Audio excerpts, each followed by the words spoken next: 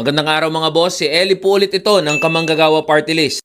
May mga nagtatanong, bukod sa pagbubuwag ng provincial rate, ano pa raw ba ang agenda na bitbit ng Kamanggagawa Party List?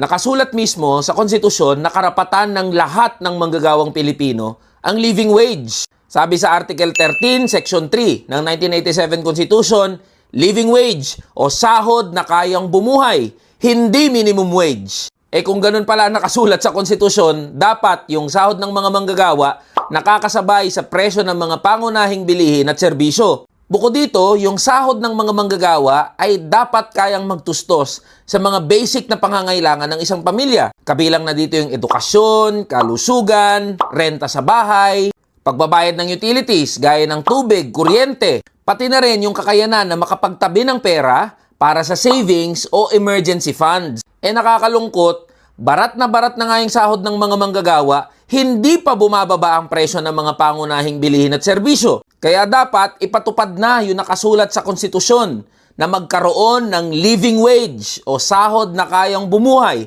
ng lahat ng manggagawang Pilipino. Kung nais yung sumama para sa laban sa living wage, tara na, kamanggagawa! Yes, ang living wage ay mararating.